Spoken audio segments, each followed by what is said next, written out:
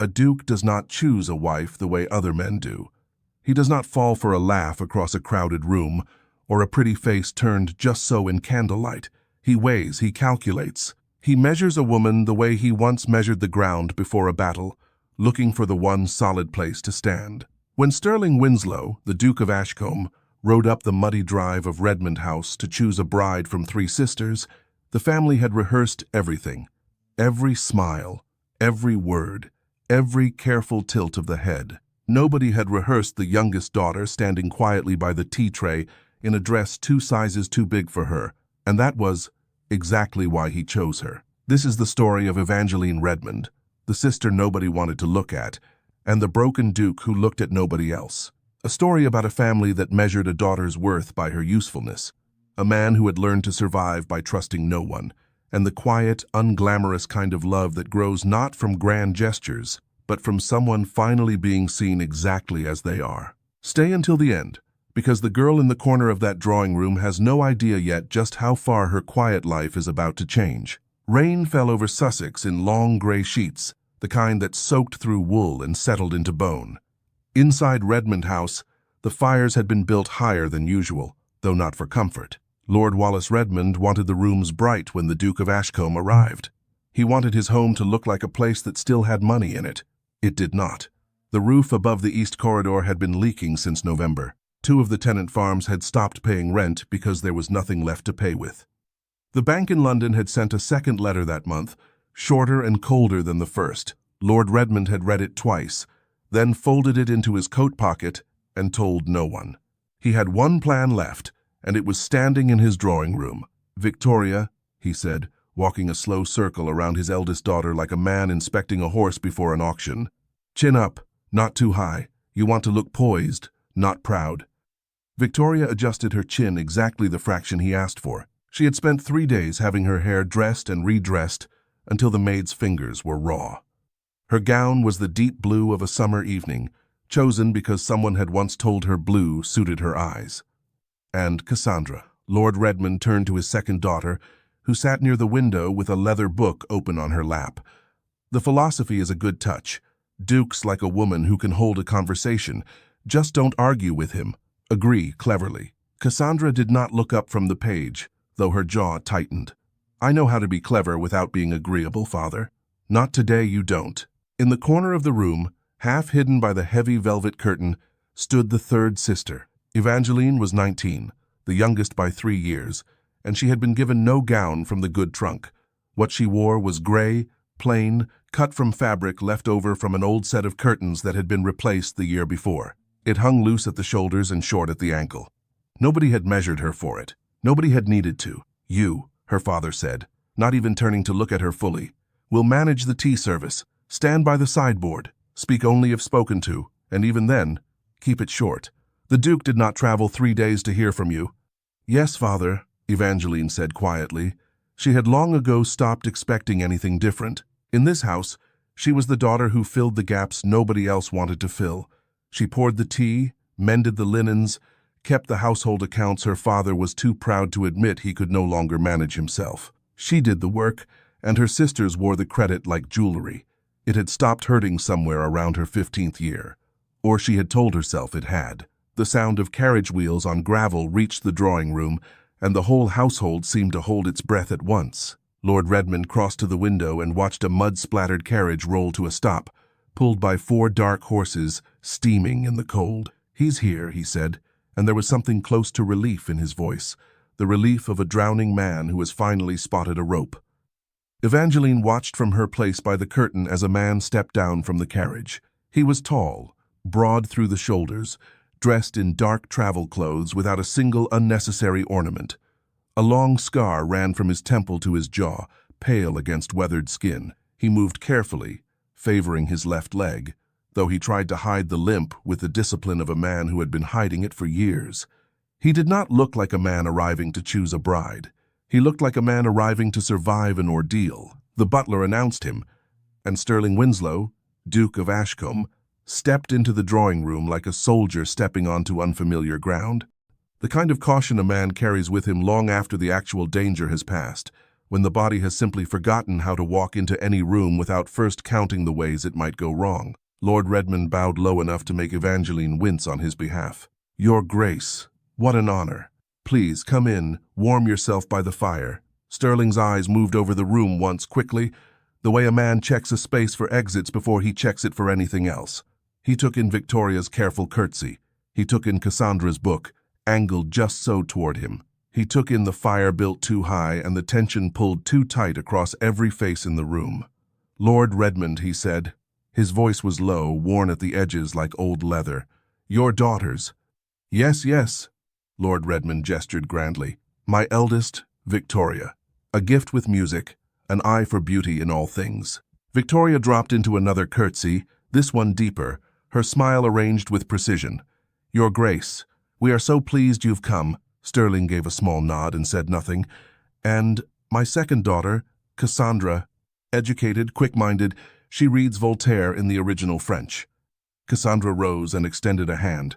"Your Grace, I do hope the roads weren't unbearable. Sussex mud has a talent for ruining good boots." "It's ruined worse," Sterling said, and something flickered behind his eyes, gone before anyone could name it. Lord Redmond laughed too loudly at that, the laugh of a man trying to fill a silence he didn't understand. He did not introduce the third daughter at all. His eyes skated past the curtain where Evangeline stood, as though she were a piece of furniture he'd forgotten to have moved. Sterling's eyes did not skate past her. He noticed the way she stood apart, quiet and still, while the rest of the room performed. He noticed the dress that did not fit, and the way she did not seem embarrassed by it, only resigned. He noticed, most of all, that she was the only person in the room not looking at him. She was watching the teapot, checking that the water had not gone off the boil, as though that mattered more than the man everyone else was trying so hard to impress. "Please, Your Grace, sit," Lord Redmond urged, guiding him toward the best chair, positioned closest to the fire. "You must be exhausted after such a journey." Sterling lowered himself into the chair carefully, jaw tight against whatever pain the movement cost him. Victoria immediately launched into an account of a recent musical evening she had attended in London, her voice bright and practiced. Cassandra waited for a pause and filled it with a comment on a French essay she'd been reading, delivered with just enough wit to seem effortless. Sterling listened to both with the same expression, polite and utterly closed, like a door someone had shut and locked from the inside. He was tired, not the tired that sleep could fix, the tired of a man who had spent years in places where losing focus for 1 second meant losing his life, and who had never quite learned how to stop bracing for the next blow. The noise in the room, the perfume, the two voices competing for his attention, pressed against him like weight on an old wound. Evangeline saw it from across the room. She recognized exhaustion because she had spent her whole life reading the moods of people who never once thought to ask about hers. She saw the tightness around his eyes, the way his hand pressed briefly against his knee. She poured a cup of tea, strong and dark, no sugar, and crossed the room without being asked. "Your Grace," she said quietly, setting the cup on the small table beside him. "I thought you might prefer this to the sherry. It's been a long journey." Sterling looked up at her properly for the first time. Up close, her eyes were a soft, gray-green, steady and unbothered by his scar, unbothered by his silence. She did not flinch from him the way some did. She simply waited to see if he wanted the tea, and if he didn't, she seemed prepared to take it away without offense. "Thank you," he said. It was the first thing he had said all afternoon that sounded like it came from him and not from a script. He drank. It was exactly what he needed, strong enough to cut through the fog behind his eyes, unsweetened the way he'd learned to take it during long nights on campaign, when sugar was a luxury nobody carried. He looked up at her again. "You didn't ask how I take it." "No," Evangeline admitted. "You looked like a man who wanted something plain, not something dressed up." Across the room, Victoria's laugh rang out at something she'd said herself, too loud, filling the space Sterling had gone quiet in. Lord Redmond glanced nervously between his daughters and the Duke, sensing something had shifted but unable to name it. Sterling set the cup down and, for the first time since entering the house, looked like a man who had found solid ground. "What's your name?" he asked her. "Evangeline," she said, "the youngest." "Nobody introduced you. I wasn't meant to be introduced." He studied her for a long moment, long enough that Lord Redmond cleared his throat, uncertain whether to interrupt. Sterling did not seem to notice. "I'll take tea again before I leave," he said. "If you'd bring it." "Of course, Your Grace." She stepped back to the sideboard, and the room resumed its performance around her, oblivious to what had just quietly taken place at its edge. Victoria filled the silence with another story. Cassandra offered another clever remark. Sterling nodded at the right moments, answered when required, and gave nothing else away. But his eyes returned, again and again, to the woman by the tea tray who wasn't trying to be looked at. The meeting ended an hour later with promises of correspondence and a second visit to follow. Lord Redmond walked the Duke to his carriage himself, practically bowing with every step, already imagining which daughter's name would be attached to the next letter from Ashcombe. He did not imagine it would be the youngest. 3 days later, a letter arrived at Redmond House, sealed with the Ashcombe crest. Lord Redmond opened it at the breakfast table with trembling hands, expecting a proposal for Victoria, or perhaps Cassandra, if the Duke had a taste for wit over beauty. He read the letter twice before he understood it. "He wants," Lord Redmond said slowly, staring at the page. "Evangeline?" The table went silent. Victoria's teacup paused halfway to her lips. Cassandra's eyebrows lifted, more curious than offended. "That's impossible," Victoria said. He barely looked at her. "He looked at her enough," Lord Redmond murmured, reading further. He set the letter down, and his expression shifted from confusion into something colder and more calculating. "He's offering to clear our debts, all of them, the bank, the tenants, everything, in exchange for Evangeline's hand, married within the week," and he paused, reading the final line again. "And what?" Cassandra pressed. "And the rest of us are never to set foot on his land." Nobody spoke for a moment. Then Victoria laughed, sharp and disbelieving. "He's protecting himself from us." "He's protecting her," Cassandra said quietly, and something in her voice suggested she understood exactly why, even if she didn't like it. Evangeline stood in the doorway, having heard every word. She felt the weight of her father's gaze land on her, calculating in a way that had nothing to do with affection and everything to do with survival. "Well," Lord Redmond said, standing, already reaching for a pen to write his acceptance, "it seems you've made yourself useful after all." It was, Evangeline thought, the closest thing to a compliment he had ever given her. Her sisters spent the rest of that morning in a state of open disbelief, circling the news the way birds circle something they cannot quite decide is food or threat. Victoria could not understand how a duke's eye had passed over her carefully arranged beauty for a girl in a curtain-cloth dress. Cassandra, sharper and quieter in her reaction, watched Evangeline across the breakfast table with an expression that held less anger than a kind of grudging, uneasy respect, as though she alone understood that something had happened in that drawing room that none of them had been clever enough to plan for. "You'll be alone up there," Victoria said later, cornering her sister in the hallway with an unkindness dressed up as concern. "A cold house full of strangers, a husband who barely looks at you. You don't even know him." "I know him better than you think," Evangeline said quietly, though it was in truth only half true. "And I would rather be alone in an honest house than crowded in a dishonest one." Victoria had no answer for that, and turned away without another word, leaving Evangeline standing in the hallway of the only home she had ever known, already beginning to feel like a guest within it. She should have felt afraid. Instead, standing in that doorway while her family argued over what her marriage would cost and save them, she felt something unfamiliar settle over her. She felt chosen, not for her beauty, not for her wit, but for something quieter that she hadn't known anyone could see. And though she did not yet know the man she was to marry, she knew, with a certainty she couldn't explain, that whatever waited for her at Ravensmoor Hall could not be lonelier than the house she was leaving.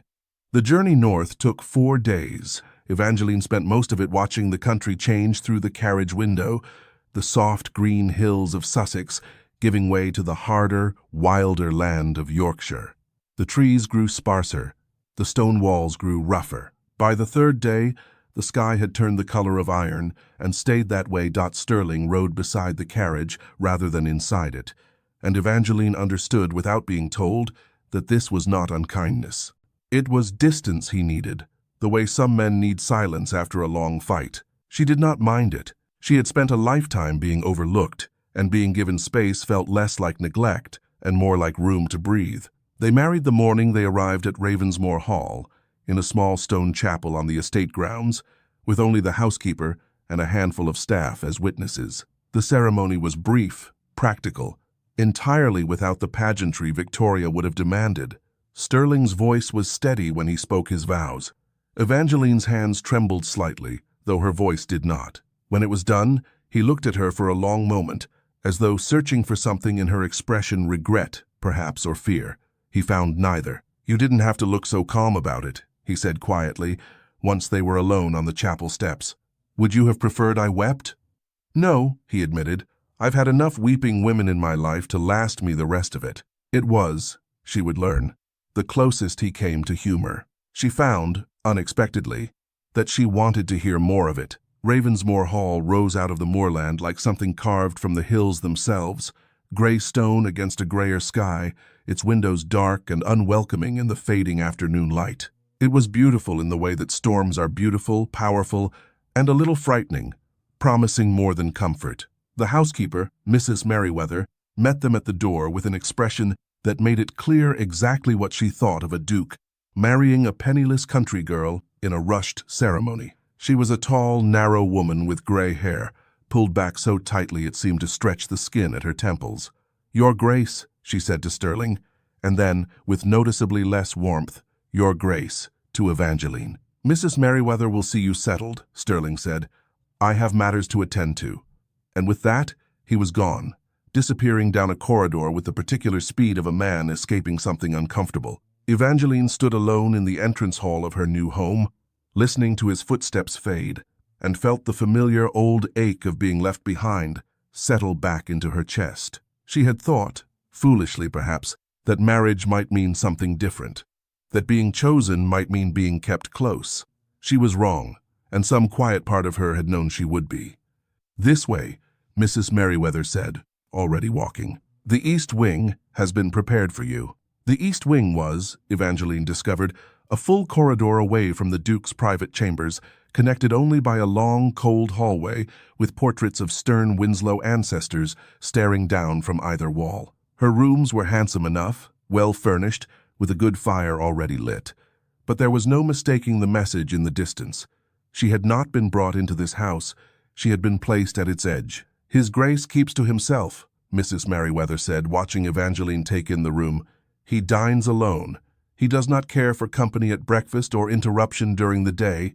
I trust you'll adjust." "I've adjusted to worse," Evangeline said, and meant it. Mrs. Merriweather's eyebrows lifted a fraction, the first flicker of something other than disdain. "Have you? A house full of people who look at you and see nothing worth their attention," Evangeline said simply.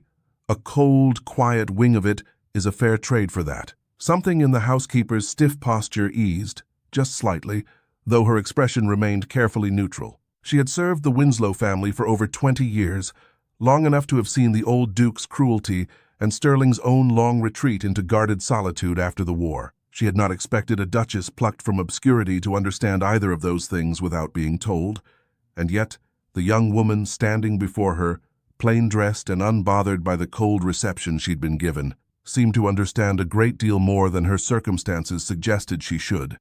"I have 3 days learning to like it," Evangeline said, "if it will help." The housekeeper did not smile, but something in her posture eased, just slightly. "Dinner is at 7. You'll take it in the small dining room." "His Grace takes his in the study." "Of course." Left alone, Evangeline unpacked her single trunk into a wardrobe far too large for its contents, and sat by the window as darkness fell fully over the moors. Somewhere in this enormous house, her husband sat alone in a study, and she sat alone in a bedroom, and the distance between them felt in that first night unbridgeable. She thought of her sisters, likely gathered by the fire at Redmond House, mocking her plain grey dress and her silent marriage. She thought of her father, already spending money he hadn't earned, and she thought, with a clarity that surprised her, that she did not envy them. Whatever this house held, it was hers now to shape. Nobody here had told her yet who she was allowed to be. She thought, too, of the man she had married, and of the strange, quiet certainty she'd felt watching him drink that first cup of tea. She did not know him yet. She barely knew the shape of his voice, the rhythm of his moods, the things that made him laugh or fall silent. But she had seen, in that single unguarded moment in her father's drawing room, something true beneath all his careful armor. A man who had been so long at war, with others and perhaps with himself, that he had forgotten what it felt like to simply be understood. She did not know if she could be the one to remind him, but she found, lying awake that first night in a house that did not yet feel like hers, that she wanted to try. Not because he had rescued her family from ruin, and not because a title now sat attached to her name. She wanted to try because for one small moment in a room full of noise, he had looked at her as though she mattered, and nobody had ever looked at her quite that way before. The following morning brought her first real look at the estate in daylight. She rose early, unable to sleep past the gray dawn light filtering through unfamiliar curtains, and found her way down to the kitchens rather than wait for someone to bring a tray. The cook, a broad, red-faced woman named Mrs. Pratt, nearly dropped a bowl of eggs at the sight of the new Duchess standing in her doorway. "Your Grace, you oughtn't be down here. The bells will fetch anything you—" "I'd rather see the kitchen for myself if you don't mind," Evangeline said. "I find I don't sleep well in strange houses, and I'd rather be useful than lie awake." Mrs. Pratt's surprise gave way, slowly, to something like curiosity, and by the end of that first morning, Evangeline had learned the names of most of the kitchen staff, the state of the pantry stores, and a good deal about the household's daily habits that no one had thought to explain to her directly. It was, she reflected, easier to belong somewhere when she made herself useful in it. She had learned that lesson young, in a house that had never valued her for anything else. The days that followed settled into a careful, distant rhythm. Sterling rose early and rode the estate grounds, checking fences, speaking with tenants, disappearing for hours at a time. Evangeline explored the house slowly, learning its cold corridors and its warmer corners, the library with its towering shelves, the long gallery with its enormous windows overlooking the moors. They took most meals apart. When they did cross paths in a hallway, near the stables, once in the library where she sat, reading by the fire, and he stopped, surprised to find someone there, the conversation was brief, careful, neither of them quite sure how to close the distance without presuming too much. "You read," he said that evening in the library, standing in the doorway as though unsure whether to enter his own room. "I do. Alone, mostly, I imagine." "Mostly," she agreed, "though I find I don't mind it as much as I used to." He crossed the room slowly, favoring his leg, and settled into the chair across from hers, close enough that she could see the tension in his shoulders begin, very slightly, to ease. "What are you reading?" She showed him the spine. A history of the northern counties, dry and detailed, the kind of book most people would find unbearable. "Not what I expected," he admitted. "What did you expect?" "I hadn't thought that far," he said, and there was something almost boyish in the admission, at odds with the scar on his face and the weight he carried in his shoulders. "I only knew I wanted someone who wouldn't fill every silence. I've had a great deal of practice with silence," Evangeline said. "So have I." They sat together for nearly an hour after that, saying little, the fire crackling between them. And it was, Evangeline thought, the first time in her life that silence had felt like company instead of loneliness. It was in the second week that Evangeline discovered the household accounts. Tucked into a drawer in the small study, she'd claimed as her own near the east wing. She had asked Mrs. Merriweather for something to occupy her hours, and the housekeeper, perhaps testing her, had handed over the ledgers with barely concealed skepticism. "His Grace's steward keeps these," Mrs. Merriweather said. "Though I doubt you'll find them interesting reading." Evangeline found them fascinating and troubling. She had managed her father's accounts for 3 years, quietly, without credit, and she recognized the signs of theft the moment she saw them. Prices marked for goods that cost half as much in the nearby village. Payments to merchants who did not appear to exist. Small sums, individually unremarkable, that added together into something significant. She spent 2 days confirming what she suspected, cross-referencing prices with the village shops, speaking quietly with the kitchen staff about what they actually paid for flour and coal and candles. By the end of the second day, she had no doubt. She found Sterling in his study that evening, the ledgers gathered under her arm. "Your Grace." He looked up from his own papers, surprised to see her at his door uninvited. "Evangeline, I need a few minutes of your time. It's about the household accounts." He gestured to the chair across from his desk, and she sat, spreading the ledgers between them, pointing out each discrepancy with the calm precision of someone who had done this before and expected to be doubted. "Mr. Hargrove," she said, naming the steward, has been charging you for goods at nearly double their true cost and pocketing the difference. It's been going on for at least a year, likely longer. Sterling studied the numbers she'd laid out, his expression unreadable. You're certain? I compared his prices against the village merchants directly. I'm certain. He was quiet for a long moment, and Evangeline braced herself for the dismissal she half expected, the polite suggestion that she leave matters of the estate to those who managed it. It was what her father would have said. It was what most men would say. Instead, Sterling said, "Show me." They went through the ledgers together, line by line, his questions sharp and precise, hers answered without hesitation. By the time they finished, the fire had burned low, and the candles had shortened considerably, and something had shifted in the room that neither of them named aloud. "Hargrove is dismissed tomorrow," Sterling said finally. "You'll need to find someone to replace him. Do you have anyone in mind?" Evangeline blinked. "You want me to choose? You found the problem. You understand the accounts better than I do, clearly. Unless you'd rather I hand it back to a man who might rob me just as thoroughly." "No," she said, something warm unfurling in her chest. "I'd rather not."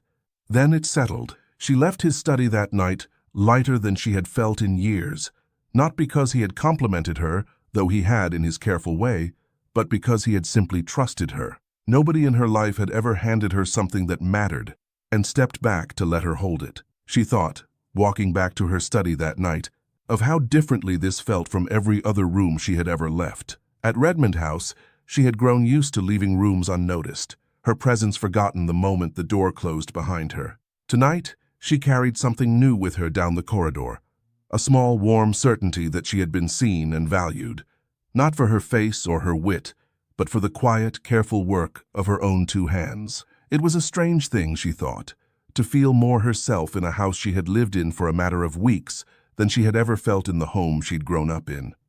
The dismissal of Hargrove was only the beginning. Evangeline found, in the weeks that followed, that Ravensmoor Hall had been quietly neglected in dozens of small ways, not through cruelty, but through Sterling's own exhaustion. A man, too, worn down by war and grief, to notice the slow decay of the house around him, she took to the work the way some women take to embroidery, methodically, patiently, without complaint. She audited every account and cut wasteful spending by nearly a third within a month. She worked alongside the kitchen maids when the cook fell ill, not because it was expected of her, but because she could not stand to watch a task go undone when her hands were free to do it. Mrs. Merriweather, who had watched the young Duchess with open suspicion in those first weeks, began, slowly, to soften. "You needn't scrub the floors yourself," the housekeeper said one afternoon, finding Evangeline on her knees beside a maid in the long gallery, sleeves rolled to her elbows.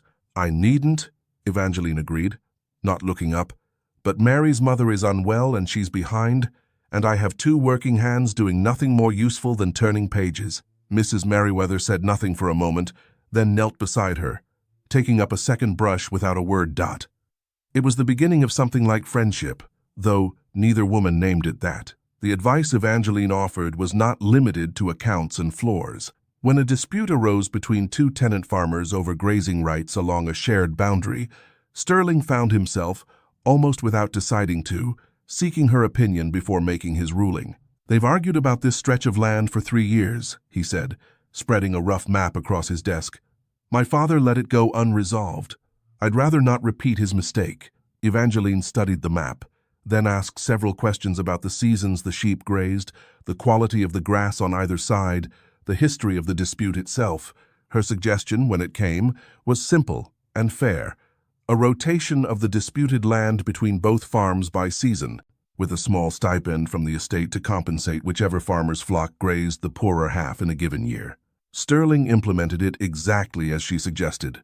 Both farmers, to everyone's surprise, accepted the arrangement without complaint. "You have a talent for this," he told her afterward, watching her across the study with something new in his expression, something that had not been there in those first distant weeks. "I've had practice smoothing over disputes nobody else wanted to touch," she said. "It turns out managing sheep grazing rights is remarkably similar to managing sisters." He laughed, briefly, startled by his own sound. It was the first time she had heard him laugh fully, and she found she wanted to hear it again. Their days grew woven together in small, quiet ways neither of them announced. She began bringing him tea each evening in the study, strong and dark, no sugar, and staying to talk, first about the estate, then gradually about other things. He told her, in careful pieces, about the war, about the wound that had ended his career and the friends who had not come home from the same field. She told him about growing up invisible, about learning to want nothing so that nothing could be taken from her. Neither of them spoke of the growing warmth between them directly, but it was there, in the way his eyes followed her when she entered a room, in the way she found herself listening for his footsteps in the corridor, in the way a distance that had once felt unbridgeable had begun, slowly, to close. One evening, delivering his tea, she found him standing at the window of the study, watching the last light fade over the moors. "You've changed this house," he said, without turning. "I've only tidied it." No, he turned then, and his eyes held hers with an intensity that made her breath catch. "You've made it a home. It hasn't been one in a long time."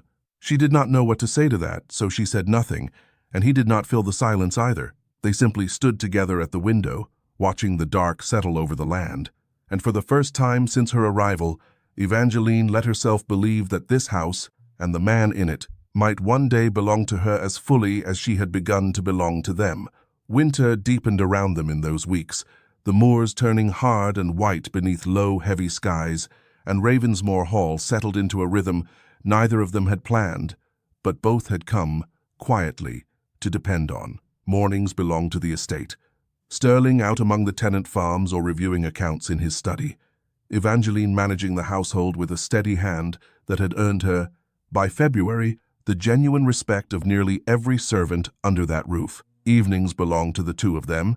Tea in the study, low conversation by the fire, the slow unspooling of two guarded lives that had never before had the chance to be simply known by another person. She learned that he did not sleep well, that some nights the old wound in his leg ached fiercely enough to keep him pacing the long gallery at odd hours, chasing away memories of a battlefield he rarely spoke of directly. She learned to recognize the particular stillness that came over him on those nights, and learned, too, that he did not want comfort offered loudly. A cup of tea left quietly at his elbow, a presence nearby that asked nothing of him, seemed to ease him more than any words could have. He learned, in turn, that she flinched, very slightly, whenever a decision was praised too effusively.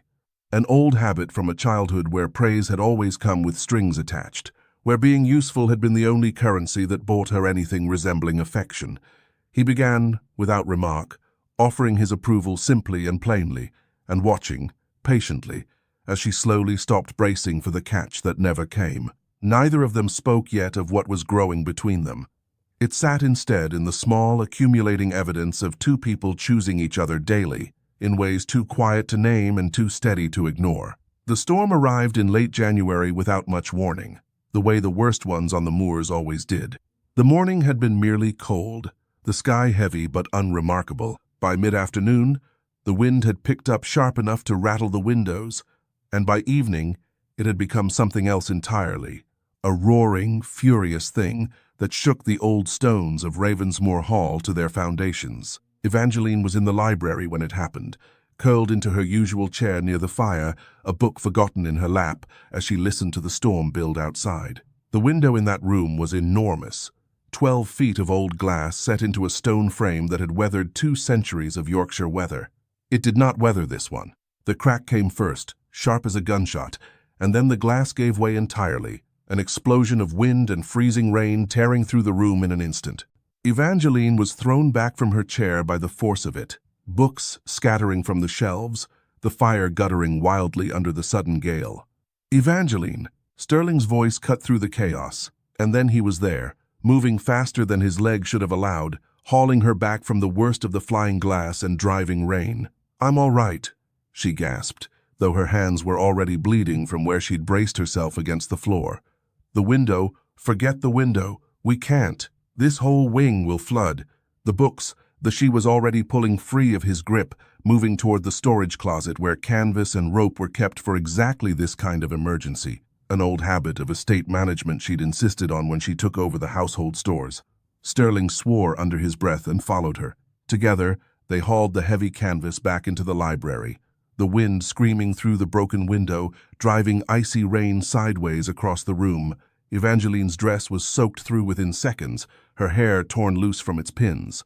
But she did not stop, working the rope with numb fingers while Sterling held the canvas against the frame with his full weight, muscles straining against the force of the storm. "Hold it steady," she shouted over the roar. "I am holding it steady." "Then hold it steadier." Despite everything, despite the cold and the chaos and the very real danger of the moment, Sterling let out a short, surprised laugh. And Evangeline found herself laughing too, both of them soaked and freezing and fighting a storm together in the dark. It took nearly an hour to secure the canvas fully, working in a rhythm neither of them had planned, but that emerged naturally between them, her hands finding the gaps his couldn't reach, his strength holding what her smaller frame could not. By the time the last rope was tied, the worst of the wind had been blocked, though the room remained bitterly cold, glass littering the floor, water pooling dark against the old wood. Sterling turned to her then, breathing hard, and his eyes went immediately to her hands. "You're bleeding." Evangeline looked down, surprised to find several shallow cuts across her palms, stinging now that the adrenaline was fading. "It's nothing. The glass I didn't notice. Nothing." His voice had gone rough, and he crossed the space between them in 2 steps, taking her hands gently in his, examining the cuts with a care that made her breath catch. "You could have been seriously hurt. So could you. That's different." "It isn't," she said. And something in her voice, some old exhaustion finally cracking open, made him look up and meet her eyes fully. "It isn't different at all, Sterling. I am not made of less than you." He went very still. In the dim, storm-battered light of the library, with rain still hammering against the canvas and her hands bleeding gently into his, something in his carefully guarded expression finally gave way. "I know that," he said quietly. "I have always known that." "Then why do you flinch every time I might be hurt and never when you might be?" He didn't answer immediately. When he did, his voice had dropped low, rough with something he had clearly been holding back for weeks. "Because the thought of losing you frightens me more than anything I faced in the war. And I don't know what to do with that." The words hung in the cold, wet air between them, and Evangeline felt her heart clench with something fierce and hopeful all at once. "You don't have to do anything with it," she said softly. "You only have to stop hiding it from me." He reached up, slowly, giving her every chance to step back if she wished. She did not step back. His fingers brushed a strand of wet hair from her face, and then his hand cupped her cheek, warm despite the cold room, despite the storm still howling beyond the canvas. "Evangeline," her name in his voice sounded like something he'd been saving. She leaned into his touch, and when he lowered his head, she rose to meet him, and the kiss that followed was slow and careful at first, as though he were still afraid she might vanish, and then deeper, warmer, both of them soaked and shivering, and utterly unwilling to pull apart. His arms came around her, drawing her close against him, and she felt the steady, urgent beat of his heart beneath her palm, felt the tension he had carried since the day she'd met him finally begin to ease. When they finally broke apart, both breathless, he rested his forehead against hers, his hand still gentle on her face despite the storm raging beyond the walls. "I did not intend for this to happen tonight," he murmured. "No," she agreed, smiling despite the cold, despite the ruined library around them. "But I find I'm not sorry it did." Outside, the storm showed no sign of easing. Inside, something long frozen between them had finally begun, at last, to thaw. The storm did not pass in a night. It settled over the moors for 3 full days, burying the roads beneath drifts too deep to cross, cutting Ravensmoor Hall off from the rest of Yorkshire entirely. The household gathered close around the few rooms that could be kept properly warm, and Sterling, without discussing it aloud, moved Evangeline's things into the small sitting room adjoining his own chambers, the warmest room left in the house. "It's practical," he said, when she raised an eyebrow at the arrangement. "Nothing more." "Of course," she said, hiding her smile as she settled into the chair by his fire.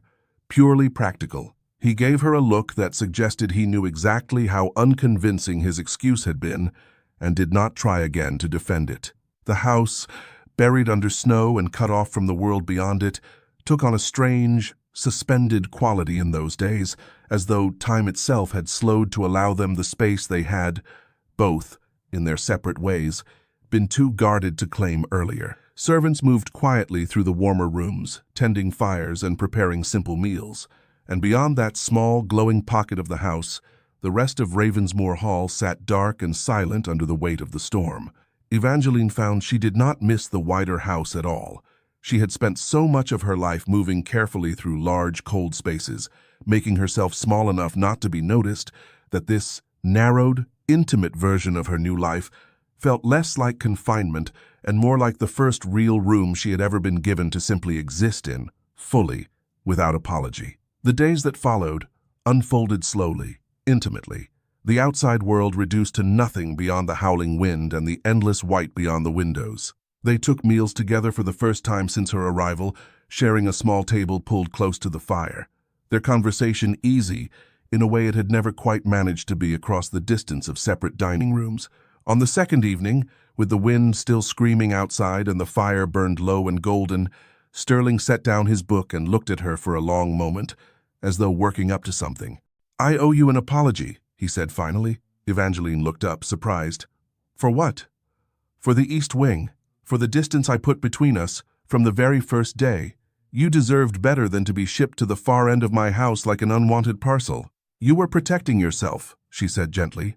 "I understood that, even then. That doesn't make it right." He set his book aside entirely and turned to face her more fully. "I married you because you were the only honest thing in that entire performance at Redmond House, and then I spent weeks treating you as though honesty frightened me more than any battlefield I've stood on." "Did it?" He was quiet for a moment, considering the question seriously rather than deflecting it. "Yes," he admitted, "I think it did. I had spent so many years learning to expect loss, to keep everything at arm's length so it couldn't be taken from me too suddenly. It was easier to be alone in a house than to let someone matter enough to break me if they left. I'm not going to leave, Sterling. I know that now." His voice had gone soft, almost vulnerable in a way she had never heard from him before. "I knew it the moment you stood in that ruined library with your hands bleeding and told me you weren't made of less than me. I don't want an empty house anymore, Evangeline. I don't want a wife kept at a careful, polite distance in a wing of the house I never visit. I want a partner. I want you, fully, not as an arrangement, but as a wife in every true sense of the word." Her breath caught, and for a moment she could not find words at all. When she finally spoke, her voice was unsteady with feeling. "I have spent my whole life being useful to people who never once wanted me close," she said. "I did not expect that to change here. I did not let myself hope for it." "Hope for it now," he said quietly, reaching for her hand across the small space between their chairs. "Please." She let him draw her up and into his arms, and this time when he kissed her, there was no storm forcing the moment, no danger pushing them together. There was only choice, deliberate and unhurried, both of them finally free to want what they wanted without excuse or apology. "Stay with me tonight," he murmured against her hair, his voice low and honest in a way that asked rather than assumed. "Not in the sitting room. With me." "Yes," she said, without hesitation, and felt him exhale as though he'd been holding that breath for weeks. He led her through to his chambers, and the fire there burned warm and low, casting soft gold light across the room. He undressed her slowly, reverently, his hands careful over the small scars the broken glass had left on her palms, pressing gentle kisses to each one as though he could undo the hurt by attention alone. She learned the map of him in return. The old scar at his temple, the deeper ones the war had left across his shoulder and side, and found that she did not flinch from any of it, only traced each one with a tenderness that made his breath catch. What passed between them that night was unhurried and honest, spoken more in touch than in words. Two people who had each spent years learning to expect nothing, finally allowing themselves to want everything. When it was over, she lay curled against his chest, his arm wrapped securely around her, the storm still murmuring faintly beyond the windows, and felt for the first time in her life entirely and safely home. "I used to think love was something that happened to other people," she murmured into the quiet. "So did I," Sterling said, pressing a kiss to the top of her head. "I stand corrected." She lay awake a while after his breathing had slowed into sleep, listening to the last of the wind sigh against the windows, and let herself, for the first time in her life, simply rest inside a feeling instead of bracing for it to be taken away. She thought of the girl who had once stood silent by a tea tray, trained to expect nothing, and marveled quietly at how far that girl had come, without ever once raising her voice to demand it. She had not fought for this life. She had simply been honest in a room full of performance, and honesty, it turned out, had been enough. In the morning, Before the household fully woke, she rose and stood at the window watching the first gray light spread thin across the snow-covered moors, and felt something settle deep and certain in her chest. Whatever waited beyond these walls, whatever her sisters said or her father calculated, or the wider world assumed about a duke who had chosen the plainest daughter in the room, she knew now, without doubt, that she had not been a consolation. She had been the choice all along. The storm broke on the fourth morning, the wind falling away to stillness, the sky clearing to a pale, washed blue. Evangeline woke to find Sterling already awake beside her, watching her with an open warmth that would have seemed impossible in the guarded man who had first entered her father's drawing room months before. "Good morning, Duchess," he said, and there was a new lightness in his voice that suited him. "Good morning, husband," she replied, and found the word fit easily now, no longer a distant arrangement but a simple truth. They rose together and found the household already stirring. Servants clearing the last of the storm debris, the sun breaking weakly through clouds that had held Ravensmore Hall captive for days. Mrs. Merriweather, catching sight of the two of them descending the stairs together, hands loosely linked, allowed herself the smallest of smiles, the closest thing to approval she had shown since Evangeline's arrival. "The roads should be passable within the week, Your Grace," the housekeeper reported. "Shall I have the library glazier sent for as well?" "Yes," Sterling said, glancing at Evangeline with a private warmth that made the housekeeper's eyebrows rise, though she said nothing. "And have the East Wing rooms closed up. The Duchess will have no further need of them."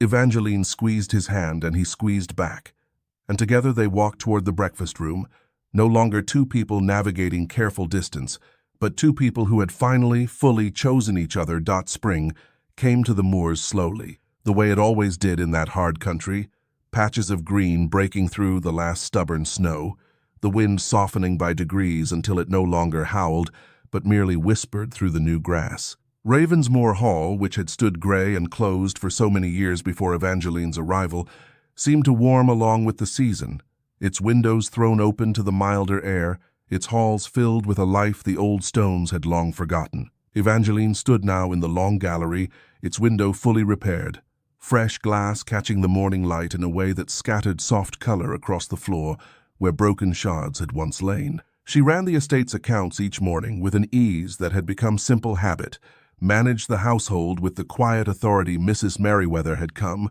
over the months, to genuinely respect. The tenant disputes that had once gone unresolved for years were settled now within weeks, fairly, thoroughly, in a way that had earned her a reputation across the county as the Duchess who listened. Sterling found her there most mornings, and today was no exception, crossing the gallery to stand beside her at the window, one hand settling naturally at her waist. "A letter came from Sussex," he said. Evangeline, quote, stomach tightened slightly, an old instinct that had not entirely faded. "From my father?" "From Cassandra, actually." He handed her the folded page. "It seems Victoria has become engaged to a baron with considerably less charm and considerably more debt than he initially let on. Your father, predictably, is delighted by the title and blind to everything else." Evangeline read the letter with a complicated mixture of feeling, some old ache for her sisters, still trapped in the shallow calculations that had shaped their whole lives, and a deeper, steadier gratitude that she had, somehow, escaped that same fate. "Cassandra sounds unhappy," she observed. "Cassandra sounds like a woman who envies what you have and doesn't yet know how to say so," Sterling said gently. "Perhaps in time she'll find her own quiet corner of the world. Not everyone finds it as young as you did." "I didn't find it," Evangeline said, folding the letter and setting it aside. "You did. You looked across a room full of performance and chose the one person who wasn't performing at all." "I looked across a room and saw the only honest thing in it," he corrected softly, turning her gently to face him. "I have never once regretted it." She smiled up at him. The girl who had once stood invisible in the corner of her father's drawing room, dressed in leftover fabric and expected to want nothing, now standing as mistress of one of the finest estates in Yorkshire, beside a man who had chosen her, fully and completely, not despite her quiet nature, but because of it.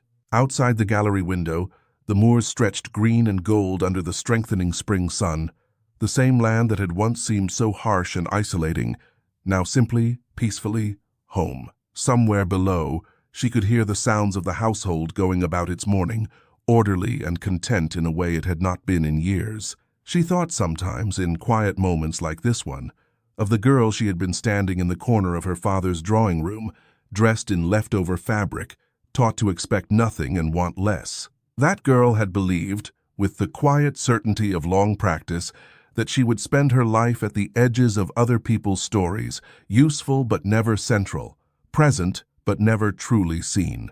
She had not imagined a husband who sought her counsel on estate matters.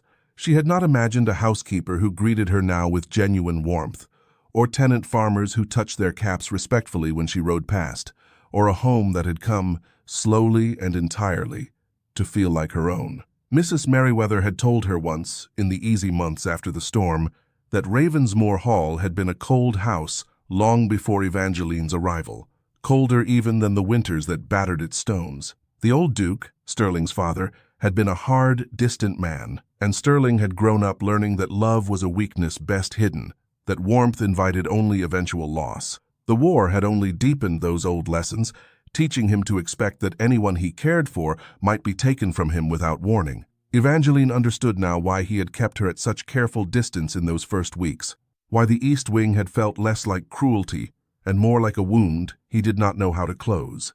She did not resent those early weeks any longer. She understood them the way she understood her own old habit of expecting nothing, two people who had each learned, in their own separate corners of the world, to protect themselves from a kind of hurt they had never been taught how to survive. They had taught each other, instead, how to stop protecting themselves from each other. It had taken a storm and broken glass and hands willing to bleed a little in service of something worth saving, but it had happened, steadily and completely, and neither of them intended to let that lesson go. There would be other storms, in time, the way there always are in any long life shared between two people, but Evangeline no longer feared them the way she once might have. She had learned, in a broken library on a howling winter night, that the truest partnerships are not built in comfort at all. They are built in the moments two people choose to stay and work through the wreckage together, side by side, until what was broken becomes quietly and completely